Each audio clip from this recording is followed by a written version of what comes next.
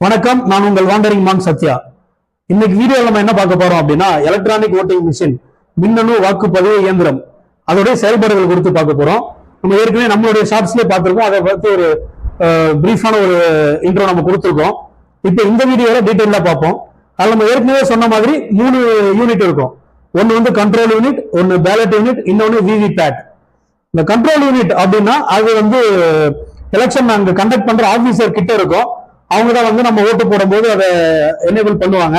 அவங்க அதை எனேபிள் பண்ணலைன்னா அந்த சீக்ரெட் ரூம்ல போயிட்டு நம்ம ஓட்டு போட முடியாது. அது வந்து அந்த பிரசைடிங் ஆபீசர் கிட்ட இருக்கக்கூடிய மிஷின் வந்து கண்ட்ரோல் யூனிட். இன்னொன்று பேலட் யூனிட். அந்த பேலட் யூனிட்ல தான் நம்ம ஓட்டு போடுவோம். அதாவது அதுல நம்ம தொகுதியில் நிற்கிற எல்லா கேண்டிடேட்ஸோடைய போட்டோஸ், சிம்பிள் இருக்கும். அதை பார்த்து நம்ம ஓட்டு போடுவோம். கட்சி பேரு இருக்காது எந்த கட்சிக்குமே.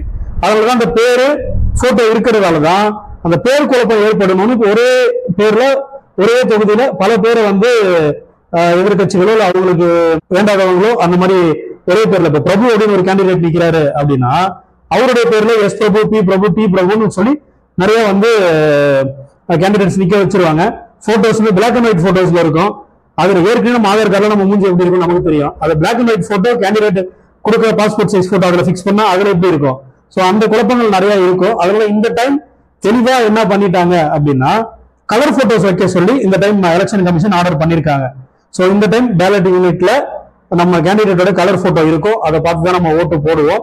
இதுல என்ன ஒரு விஷயம்னா, ஒரு பேலட் யூனிட்டுக்கு 16 கேண்டிடேட்ஸ் வந்து அவங்க வைக்கலாம்.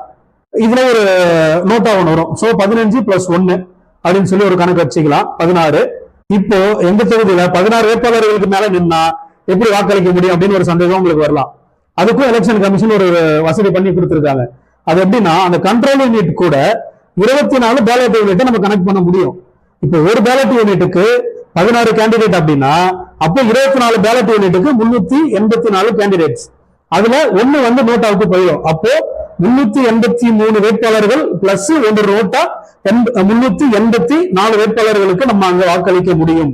இந்த இவிஎம் மிஷின்ஸ் ஏன் மெயினா கொண்டு வந்தாங்க அப்படின்னா, கள்ள ஓட்டுகளை வந்து முற்றிலும் தடுக்கணும் அப்படின்னு சொல்லி அந்த இனிஷியேட்டிவ் எடுத்துதான் இதை கொண்டு வந்தாங்க. நிறைய வந்து மக்கள் வந்து ஒரு குழப்பத்துல இருக்காங்க. அது ஹேக் பண்ணிடுவாங்க, இல்ல எலெக்ஷனுக்கு முன்னாடியே வந்து அதுல எந்த கட்சிக்கு எந்த ஓட்டு விழணும் அப்படின்னு சொல்லி மாத்தி வச்சிருவாங்க அப்படிங்கிற மாதிரி குழப்பங்கள் இருக்கும். அதெல்லாம் வந்து முற்றிலும் வந்து எல்லாமே ஒரு வதந்தி தான். ஏன்னா அந்த ஃபுல் செட் இருக்கு இல்லையா, அந்த ஃபுல் செட்டுமே வந்து ஸ்டாண்டர்ட் செட்னா அது கூட இன்டர்நெட் கனெக்ட் பண்ண முடியாது, அதுல சிம் கார்டு போட முடியாது, அதுல வைஃபை கனெக்ட் பண்ண முடியாது, ப்ளூடூத் கனெக்ட் பண்ண முடியாது, அதை ஹேக் பண்ண முடியாது. சோ இது எல்லாமே ஸ்டாண்டர்ட் செட்ஸ். கடைசியா இருக்கிறது விவி bad, voter verifiable paper audit trail. அதாவது நம்ம போட்டிருக்க வாக்கு அங்க நம்ம பேலட் யூனிட்ல எந்த சின்னத்துக்கு அழுத்துறோமோ அந்த சின்னத்துக்கு ஓட்டு விழுந்திருக்கா அப்படின்னு சொல்லி நம்ம வெரிஃபை பண்றதுக்கான ஒரு வசதியுமே வந்து நமக்கு எலெக்ஷன் கமிஷன் ஏற்படுத்தி கொடுக்குறாங்க. இது எப்படி பார்த்தோம் அப்படின்னா, ஒரு சின்ன டப்பா மாதிரி இருக்கும். பக்கத்திலேயே நம்ம ஓட்டு போற பேலட் யூனிட் பக்கத்திலேயே இந்த விவி பேட் வந்து ஒரு சின்ன டப்பா மாதிரி இருக்கும். அதுல வந்து நம்ம இப்போ அங்க ஓட்டு போட்டதும் இந்த பேப்பர் வந்து எந்த சின்னத்துக்கு நம்ம போட்டோம் அப்படின்னு சொல்லி நமக்கு ஒரு பேப்பர் காமிக்கும்.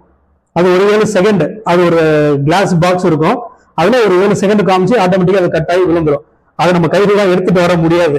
இந்தியன் கவர்மெண்ட்ஸ் வந்து இந்த இவிஎம் அப்படின்னு சொல்ற எலக்ட்ரானிக் ஓட்டிங் மிஷின்ஸை ஏன் இவ்வளவு சிரமப்பட்டு கொண்டு வந்திருக்காங்க அப்படின்னு பார்த்தோம்னா, 1982ல இந்த ப்ராசஸ் ஸ்டார்ட் பண்ணி பல ஆண்டுகள் ரிசர்ச், ட்ரையல் அண்ட் எரர் எல்லாமே பார்த்து பல சட்ட போராட்டங்கள் இதெல்லாமே சந்திச்சு இவ்வளவு நம்ம ஷார்ட்ஸ்ல பார்த்திருக்கோம். கிட்டத்தட்ட 33,000 ஒரு மிஷின் தயாரிக்கிறதுக்கு செலவாகுது.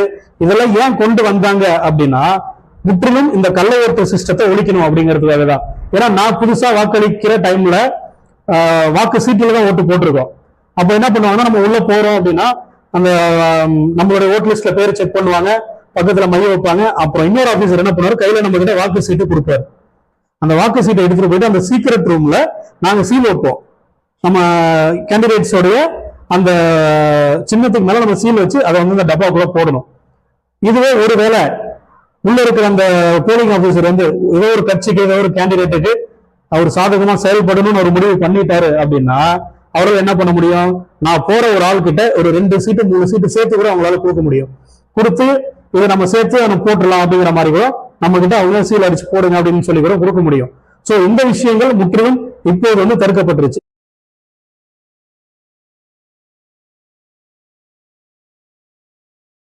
இப்போ ஓட்டு போடுற நடைமுறை ஒரு சின்ன பிரீஃபா பார்த்துருவோம். நம்ம பூத் ஸ்லிப் கொடுப்பாங்க, அதாவது ஓட்டர் இன்ஃபர்மேஷன் ஸ்லிப் நமக்கு வந்து எலெக்ஷன் கமிஷன்ல வீட்டுக்கு வந்துடும். அதுவும் நமக்கு ஏதாவது ஒரு போட்டோ ஐடி எடுத்துட்டு நம்ம எலெக்ஷன் நடக்கிற பூத்துக்கு போகணும். உள்ள போன உடனே போன்ஸ் நாட் மொபைல் போன் வந்து உள்ள அலோவ் பண்ண மாட்டாங்க. அதுக்கு இந்த வருஷம் புதுசா எலெக்ஷன் கமிஷன் வந்து டோக்கன் சிஸ்டம் கொண்டு வந்திருக்காங்க. அதாவது போன்ஸ் வந்து நம்ம வெளியில வந்து கொடுத்துட்டு போயிடலாம், நம்ம கோயில்ல கொடுத்துட்டு போற மாதிரி ஒரு சிஸ்டம் இந்த வருஷம் கொண்டு வந்திருக்காங்க. நம்ம உள்ள போன உடனே உள்ள ஒரு ஆபீசர் இருப்பாரு, போலிங் ஆபீசர். நம்ம அவர்கிட்ட போனோம்னா அவங்க கிட்ட இருக்க ஓட் லிஸ்ட்ல நம்மளுடைய பேரு, நம்மளுடைய சீரியல் நம்பர் இருக்கா அப்படின்னு சொல்லி அவங்க செக் பண்ணுவாங்க. செக் பண்ணிட்டு அதை டிக் பண்ணுவாங்க. அவங்களுக்கு ஆப்போசிட்ல நிக்கிற கேண்டிடேட்ஸோட பூத் ஏஜென்ட்ஸ் இருப்பாங்க, அவங்களுக்கு இன்ஃபார்ம் பண்ணுவாங்க இந்த சீரியல் நம்பர், இந்த பேரு, இவங்க வாக்களிக்க வந்துட்டாங்கன்னு சொல்லிட்டு. ஸோ அந்த பூத் ஏஜென்ட்ஸுமே வந்து அவங்களே குறிச்சு வச்சுப்பாங்க. அடுத்ததா பக்கத்துல வந்து நமக்கு மை வைப்பாங்க. இடது கை ஆள்காட்டு விரல்ல நமக்கு வந்து நம்ம ஏற்கனவே அந்த மை பத்தி பேசியிருக்கோம், அந்த வயலட் கலர் மை வைப்பாங்க. வச்சுட்டு பக்கத்துல இந்தாண்ட பிரசிடிங் ஆபீசர் இருப்பாரு, அவர்கிட்ட தான் அந்த கண்ட்ரோல் யூனிட் இருக்கும்.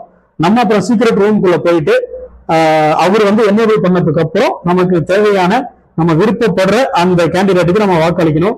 வாக்களிச்சுட்டு விவிபேட்ல அந்த சின்னம் வருதா அப்படிங்கறத நம்ம பார்த்துட்டு நம்ம வெளியில வந்துடணும். இவ்வளவுதான் நம்ம உள்ள பண்றது. நம்ம பண்ணக்கூடாத ஒரு முக்கியமான விஷயம், தெரியாம செல்போன் எடுத்துட்டு போயிட்டு உள்ள செல்ஃபி எடுத்து போட்டா அது அஃபென்ஸ். தேர்தலில் எத்தனை வேட்பாளர்கள் நிக்கலாம் அப்படின்னு நம்ம பேசிட்டு இருக்கும்போது ஒரு சுவாரஸ்யமான விஷயமும் நம்ம இப்ப பார்த்துடலாம். 1996 தமிழ்நாட்டில் நடந்த சட்டசபை தேர்தலில் ஈரோடு மாவட்டம் மொடக்குறிச்சி தொகுதியில கிட்டத்தட்ட 1000 வேட்பாளர்கள் நின்று இருக்காங்க. 1036 வேட்பாளர்கள். அது இன்னைக்கு வரைக்கும் பெரிய ரெக்கார்டா இருக்கு. இன்னும் அது இன்ஃபேக்ட் சொல்ல போனா வேர்ல்டு ரெக்கார்டா கூட இருக்கு. இப்போ நம்ம அந்த பேலட் யூனிட்ல எத்தனை வேட்பாளர்கள் வைக்கலாம் அப்படின்னு பேசணும் இல்லையா, அதே மாதிரி அந்த 1000 வேட்பாளர்களுக்கு இப்ப ஓட்டு ஸ்லிப் நமக்கு சீல் அடிக்கிற மாதிரி கொடுக்கணும்னா அதுல ஒரு ஓட்டு ஸ்லிப்ல 10 வேட்பாளர்கள் தான் போட முடியும். அப்படின்னா அந்த 1030 வேட்பாளர்களுக்கு அவங்க எவ்வளவு ஸ்லிப் அப்போ அடிச்சு ஒரு புக்லெட்டா தான் அவங்க கொடுத்துருந்துருக்காங்க. அப்போ புக்லெட்டா கொண்டு போயிட்டு அதை நம்ம பார்த்து ஓட்டு போட்டு அதை திருப்பி நம்ம ஓட்டு பெட்டியில போட்டு அதை திருப்பி எடுத்து அங்க கவுண்ட் பண்ணி அது பெரிய ப்ராசஸ் வந்து பெரிய சிக்கலா அந்த டைம்ல எலெக்ஷன் கமிஷனுக்கு அது ஏற்படுத்திடுச்சு. அதுக்கப்புறம் தான் எலெக்ஷன் கமிஷன் என்ன பண்றாங்கன்னா செக்யூரிட்டி டெபாசிட் அமௌண்ட் வந்து அதிகப்படுத்துறாங்க. டெபாசிட் போயிடுச்சு வேட்பாளர்களுக்கு அப்படின்னு சொல்றோம் இல்லைங்களா, அவங்க 1/6 ஆஃப் தி போல்டு ஓட்ஸ் அவங்க எடுக்கலன்னா அவங்க டெபாசிட் போயிடுச்சு அப்படின்னு அர்த்தம். அவங்க கட்டின அந்த டெபாசிட் அமௌண்ட் வராது. அதுக்கப்புறம் தான் அந்த டெபாசிட் அமௌண்ட்ஸ் வந்து அதிகப்படுத்தினாங்க. அந்த வேட்புமனு தாக்கலுக்கான டாக்குமெண்ட்ஸ் வந்து அக்கௌண்ட்ஸ் எல்லாம் கிளியரா இருக்கணும் அப்படிங்கிற ஸ்க்ரூட்டனி ப்ராசஸ் வந்து டைட்டா பண்ணாங்க. அதுக்கப்புறம் தான் இதெல்லாம் கொண்டு வந்தாங்க. இப்போ மின்னணு வாக்குப்பதிவு இயந்திரம் செயல்பாட்டு வந்ததுக்கு அப்புறமே கடைசியா நடந்த 2021 தமிழ்நாடு சட்டசபை தேர்தல்ல திருவெரும்பூர் தொகுதியில வந்து கிட்டத்தட்ட 56 வேட்பாளர்கள் வந்து நின்றுருக்காங்க. அதே 2021 சட்டசபை தேர்தல்ல மதுரை தெற்குல 54 வேட்பாளர்கள் நின்றுருக்காங்க. சோழிங்கநல்லூர் 53, கோயம்புத்தூர் தெற்குல 53, திருவேற்காடுல 51. இதே 2016 வந்து சோழிங்கநல்லூர் தொகுதியில 49, மதுரை தெற்குல 47, கோயம்புத்தூர் தெற்குல 45, வேளச்சேரியில 44, திருவேற்காடு தொகுதியில 43. இது தமிழ்நாடு சட்டசபை தேர்தலில் அதிக வேட்பாளர்கள் நின்ன டேட்டாவை பார்த்தோம். இன்னொரு ரொம்ப சுவாரஸ்யமான விஷயம் என்ன அப்படின்னா 2019 நாடாளுமன்ற தேர்தலில் தெலுங்கானால நல்கொண்டா அப்படிங்கிற ஒரு நாடாளுமன்ற தொகுதியில கிட்டத்தட்ட 185 வேட்பாளர்கள் வந்து நின்றுருக்காங்க. அப்போ அந்த ஒரு பேலட் யூனிட்டுக்கு 16 வேட்பாளர்கள் அப்படின்னா அங்க எத்தனை பேலட் யூனிட் வச்சிருப்பாங்க நம்ம ஒரு சின்ன ஒரு கணக்கு போட்டு பாருங்க. கிட்டத்தட்ட 13 பேலட் யூனிட் அங்க வச்சு அந்த எலெக்ஷனை கண்டக்ட் பண்ணிருக்காங்க. நம்ம ஊர்லயும் இப்பதான் சட்டசபை தேர்தல் வந்து சூடு பிடிக்க ஆரம்பிச்சிருக்கு. கூட்டணி கட்சிகள்லாம் வந்து ஒரு முடிவுக்கு வந்து இன்னும் ஒரு நாள்ல வந்து நாங்க தொகுதி பங்கீடுலாம் அறிவிச்சிருவோம் அப்படின்னு சொல்லியிருக்காங்க. அந்த டீடைல்ஸ் எல்லாம் வரட்டும். இன்னும் நிறைய சுவாரஸ்யங்கள் நடக்க போகுது நம்ம கண்ணு முன்னாடி. அதையும் நாங்க உங்களுக்கு வந்து தகவலா கண்டிப்பா சொல்றோம். அதுவரை உங்கள் வாண்டரிங் மாங்க் சத்யாவுடன் இணைந்திருங்கள்.